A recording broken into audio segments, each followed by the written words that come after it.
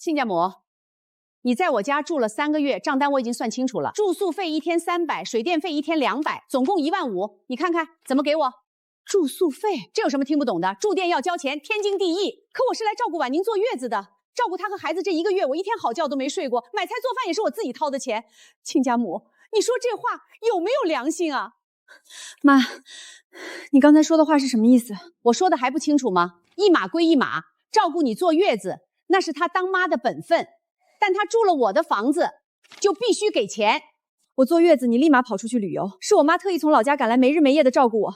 孩子半夜哭，是她抱着哄，我刀口疼得下不了床，是她扶着我去厕所，就连买菜钱都是她出的。你竟然还找她要住宿费？她是你妈，照顾你是天经地义，可她住在我家也是事实。难道我家房子是免费旅馆吗？明远，你出来说句公道话，我们是一家人，非要分得这么清楚吗？婉宁，这就是你的不对了，亲兄弟还明算账呢，更何况你妈说到底还是个外人，这笔钱她确实该出。你说我妈是外人？我只是就事论事。老公，我妈太累了，我想请个月嫂。请月嫂多贵啊，请什么请？再说了，妈是自己人，照顾起你和孩子来，肯定比外人更周到体贴。所以用到我妈的时候，她是自己人，现在用不到了，就成外人了。周明远，自从我们结婚后，你妈天天催生，说有她在，我1天孩子都不用带，我信了。结果孩子刚出生，她转头出去旅游。我妈好不容易照顾我出了月子，1个月没睡过1个好觉，没吃过1顿安稳饭，你们却把她当成外人，要住宿费。行了，我今天回来不是听你翻这些旧账烂账的。亲家母，赶紧把钱给了就回去吧，等会儿我们还得请保洁来把整个屋子消一下毒。消毒？妈，我们一家人都讲究爱干净，你毕竟是从乡下来的，村里细菌多，万一留在家里就不好了。等你这次回村以后，没什么事儿就尽量别过来了。婉宁没事儿，妈这就给钱走人，你千万别为妈伤了和气。周明远，你确定我们之间要算得这么清楚？当然。行，这个钱我替我妈给。不行，你是我们周家的媳妇儿，你的钱就是我们周家的钱，这是你妈欠我们的钱，给也是你妈给。婉宁，妈有钱，妈给没关系的。刚才你儿子亲口说的，我们要算清楚。我跟周明远的钱各归各的。今天要么我替我妈给这15000，要么你们1分钱都别想要。行吧行吧，看在你给我们周家生了个儿子的份上，我们吃点亏算了。到账了，整整15000，赶紧消毒。这种乡下人身上最脏了，别带了什么柿子跳蚤过来。都给我好好消一遍毒，尤其是次卧、床单、被套全部扔掉，还有厨房锅碗瓢盆也全扔了。婉宁，对不起，都怪妈没用，害得你在这个家抬不起头来。妈，你在我心里是天底下最好的妈妈。那妈就回去了，婉宁，你一个人在这里，凡事能忍就忍，千万别跟他们闹。我送你去车站。这件事绝不会就这么算了。我给的15000不是住宿费，而是一个教训，一个让他们永生难忘的教训。婉宁，我在外面玩了1个月，脸都粗糙了。等会儿明远开车送我去做个美容，你一个人在家带孩子，记得把饭做好，等我们回来吃。对了，我行李箱里全是这1个月的脏衣服，你给我清理出来，全部手洗干净。记住，一定要手洗。既然已经出了月子，就别偷懒了。我妈说的对，你衣来伸手饭来出口的休息了1个月，确实该活动活动了。这才对嘛，还不是任我拿捏。老婆，我就知道你最懂事儿了。赶紧去吧，妈在等你呢。拆家公司吗？对，我要拆家。当年我放弃蒸蒸日上的事业，嫁给了爱情，以为它是我的最好归宿。没想到一次怀孕生子，让我看清了他们的丑陋嘴脸。既然你们要跟我算清楚，这房子的装修费是我出的，现在我要收回来。美好的晚年生活从现在开始。怎么不在家带孙子啊？大家也别问我怎么不带孙子，有他妈呢，哪用得上我这个奶奶来带？我把周家的金孙给婉清带，那是她的荣幸。你以为有了孩子就能拴住我？就能给你们当牛做马，任由你们拿捏。你们想多了，这份婚姻我不要了。饿死我了，也不知道他饭做好没有，还有我那一箱衣服，他洗了没有？放心吧，妈，她一个人孤苦无依，又带着孩子，想要在这个家过得轻松点，肯定得拼命讨好咱们。那也不能让她太轻松，这女人就是得拿捏住她。她做的饭要是有一点不合我胃口，看我怎么教训她。怎么会这样？怎么回事？难道我们走错地方了？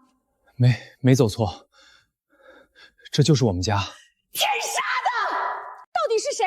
谁把我们家霍霍成了这个鬼样子？沈婉宁呢？我不是让她在家里待着干活吗？她人呢？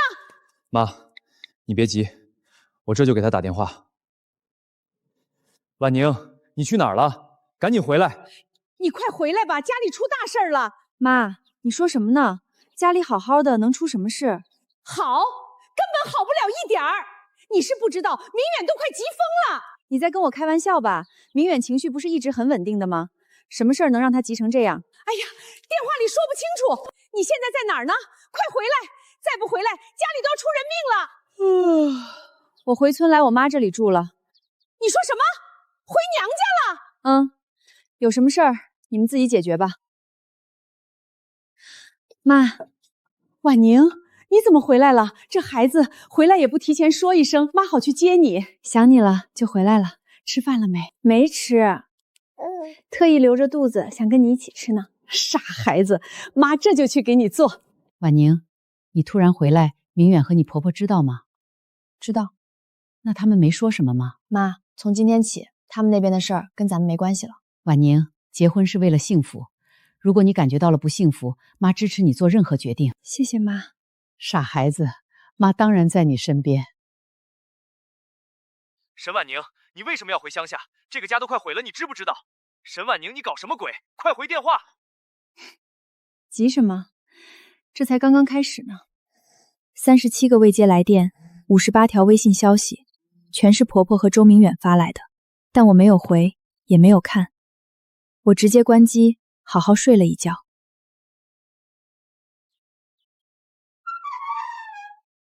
你们怎么来了？沈婉宁，你少在这里装傻！家里那些事儿是不是你干的？妈，你说什么呢？家里什么事儿啊？我没听明白。沈婉宁，别装了，我们报警了，警察调了监控，也找了物业和邻居问话，都查清楚了。是你联系了拆家公司，在我们出门的时候让他们把家里能拆的东西都拆了，是不是？哦，原来你们说的大事就是家被拆了。对，是我。为什么？你知不知道因为这事儿我妈的心脏病都快犯了？要不是警察联系到了拆家公司，从他们口中问出了你的名字，我们还以为家里进贼了。那可是我们的婚房，我们的家。你到底为什么要这么干？我跟我妈到底哪里对不起你了？你要这么报复我们？我报复？周明远，你刚刚说那是我们的家，可我刚生完孩子没人管的时候，你怎么不想想那是我们的家？我妈来照顾我坐月子，累死累活忙了1个月，被你们索要住宿费的时候，你怎么不想想那是我们的家？你妈出去旅游做美容，命令我一个刚生完孩子的产妇洗衣做饭带孩子的时候，你怎么不想想那是我们的家？就因为跟你妈要了点住宿费这点小事儿，你就拆了这个家？沈婉宁，我以前怎么没发现你这么小心眼儿？我小心眼？周明远，你摸着良心问问，是谁为了所谓的住宿费找我妈要15000？是谁连水电费都要跟我妈算钱？到底是谁小心眼？明远，你看看你娶的好媳妇，就因为15000块钱，她记仇记到了这个份上，咱们一走，她立马找人把家都给拆了。咱们周家娶了个会咬人的白眼狼啊！沈婉宁，你妈在我们家住，我们找她要点住宿费怎么了？就算是一家人，亲兄弟还明算账呢。我们只是找她要了15000块钱而已，有什么问题？好一个亲兄弟明算账！既然你们喜欢把账算得清清楚楚，那我今天就跟你们好好算算。结婚的时候，我看在你们家境不好的份上，没要1分钱彩礼，连3金都没要。婚礼酒席是我出的钱，我甚至还自带了30万陪嫁。你所谓的婚房，当时只是个空空荡荡的毛坯，是我额外拿了23万8的婚前财产去装修，把房子弄好的。就连装修都是我找人一点一点监工弄好的，发票、合同、转账记录我这里全有。所以那30万陪嫁和23万8的装修款都是属于我的个人婚前财产。我拆走属于我自己的东西，有问题吗？你这是强词夺理！那房子是我们住的，你拆了我们还怎么住？我强词夺理，拆走自己的东西是强词夺理？怎么，你们代表理了是吧？至于你们住哪里，那是你们的事儿。就像我坐月子的时候，你们不也从来没管过我吗？沈婉宁，你嫁到我们周家来就是我们周家的人，你的钱就是我们的钱，就因为那15000块钱，你非要把事情闹到这个地步吗？我妈在你们那边只不过住了1个月，你们样样都算清楚。现在用我的钱给你们提供服务，你们倒是不分你我了。感情您只能贪便宜，不能吃亏。我以前怎么没发现你们竟然这么双标？还有，那不是15000块钱的事儿，而是你们让我明白了一个道理，在你们心里，钱比情分重，算计比真心实。我只是在用你们对待我的方式，去同样对待你们而已。怎么你们就受不了了？婉宁，就算我妈有不对，你也不能用这种方式来对待我们啊！那可是我们的家。你知不知道现在家里是什么样子？墙皮被铲得乱七八糟，地板翘了，橱柜拆了，连厕所的马桶和洗脸池都被卸走了。好好的家，搞得跟废墟一样。你让我们以后住在哪儿？家，一个对我的苦难视而不见的地方算什么家？一个连我妈住1天都要算钱的地方算哪门子的家？周明远，从你默许你妈找我妈要钱开始，那个地方对我来说就不是家了。至于你们住哪儿，拿着我的15000，酒店不能住吗？民宿不能租吗？当初你们不是觉得这笔钱拿得理直气壮，正好用来做美容享受吗？怎么，钱就花完了？大家快来看看啊，没天理了！儿媳妇要逼死婆婆了！我们老周家造了什么孽，娶了这么个丧门星回来呀？我的房子啊！我不起来，我就要让村里的人都知道他到底干了什么好事儿，我看他们以后还怎么做人。婉宁，你非要闹到这一步吗？就算我妈有错，你也不能这么绝啊！我们俩可是夫妻啊！夫妻这种尖酸刻薄、忘恩负义的丧门星，不配做我们周家的媳妇儿。沈婉宁，我告诉你，你最好老老实实跟我们回家，自己出钱把房子重新装修好，不然怎么样？不然我就让我儿子跟你离婚。妈，你说什么呢？儿子，你放心，我就是吓唬吓唬他。他现在都当妈了，还生了孩子，离了婚，哪还有男人会要他？他不敢跟你离婚的，听见了吗，沈婉宁？我劝你最好懂点事儿，赶紧回去把房子装修好，否则就离婚吧。离婚？没错，现在知道怕了吧？赶紧把行李收拾好，跟我们走。好啊。你说什么？我说那就如你们所愿，我们离婚。沈婉宁，我们在一起这么多年，连孩子都有了，你确定要跟我离婚？孩子不是你们能随意拿捏我的筹码，正是因为有了孩子，我才更要离婚。我绝对不能忍受我的孩子生活在这样一个满是算计的家庭里。签字吧，孩子归我。装修款我总共花了23.8万，既然现在被我拆掉了，那我就不跟你们要这个钱了。但我的30万陪嫁还保管在你那儿，你必须还给我。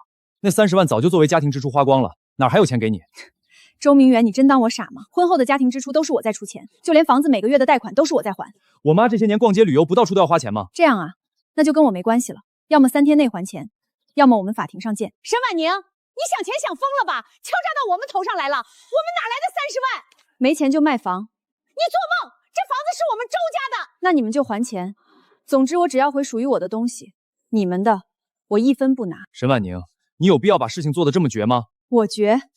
前几天你们找我妈要15000块住宿费时，怎么不觉得绝？你们把我妈赶出家门，对她万般嫌弃的时候，怎么不觉得绝？婚后这些年，我出钱出力为这个家付出，你们觉得理所当然。我要求公平对待时，就成了绝情。双标的这么明显，你们自己不觉得可笑吗？而且我现在这样做，不都是你们教的吗？你们不是很计较得失吗？那我拿回属于自己的东西而已，有什么错？沈婉宁，你把事情做到这个份上，对你有什么好处？传出去，你名声不要了。名声？要什么名声？一个被婆家人欺压的傻子名声吗？如果你们想传出去，尽管传，让大家都来评评理，看这件事到底谁对谁错。妈，其实我还得谢谢你，你教会了我很重要的一课，在利益面前，感情不值一提。既然你们先撕破了脸，那我也没必要维持表面的和谐。3天之内把我那30万陪嫁凑齐，以后咱们老死不相往来。沈婉宁，你个白眼狼，你不得好死！我们周家娶了你，真是倒了8辈子血霉。婉宁，你真的决定好了吗？妈，我从来没这么坚定过。沈婉宁，我们联系了装修公司，人家说要把房子恢复到能住人的状态，至少需要10万块。这个钱你得给我们出。我几乎被他们的厚颜无耻震惊到。你几乎住的房子要装修，关我什么事？别忘了，你们现在还欠我的钱。3天之内我没看到钱的话，你们就等着吃官司吧。沈婉宁，你会后悔的。总有一天你会哭着求我们。继续给沈婉宁发信息，大不了不让她出那么多就是了。先稳住她，等把房子装修好，再收拾她也不晚。您好，您拨打的电话已关机。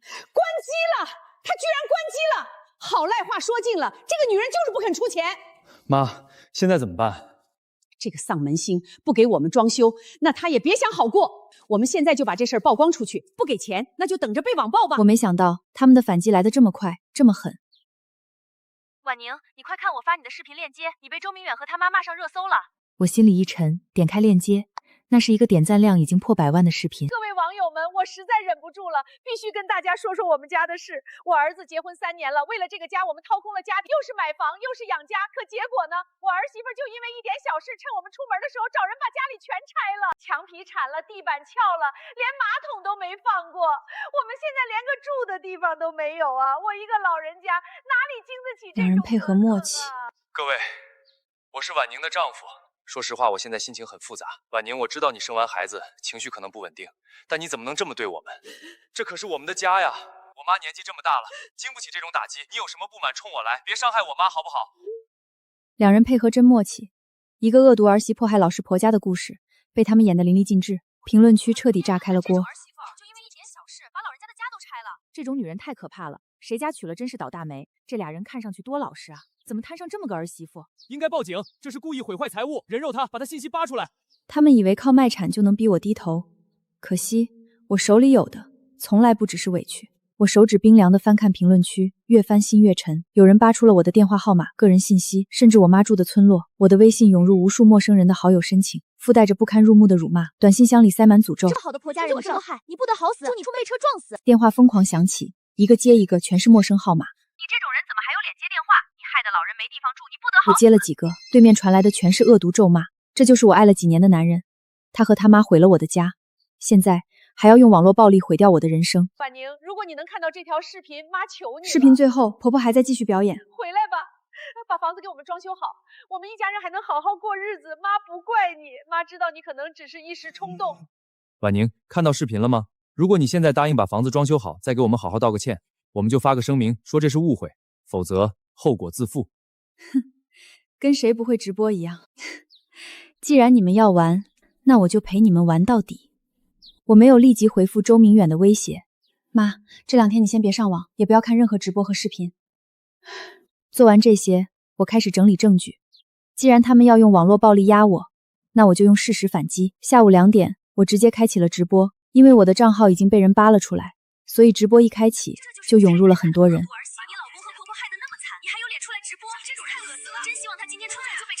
我看着屏幕上飞速滚动的污言秽语，内心一片冰冷平静。骂声持续了将近5分钟，直播间人数已经突破几10万。大家好，我是沈婉宁，就是今天热搜视频里所谓的恶毒儿媳妇。我知道现在很多人都在骂我，说我恶毒，说我不孝，说我毁了婆家的房子。今天我不想辩解，也不想哭诉，我只想给大家看一些东西。这是第一件证据，这是我生完孩子第2天，我婆婆发的朋友圈。照片里，她在机场，笑容满面。配文是为时1个月的旅游正式开始了。弹幕开始变了。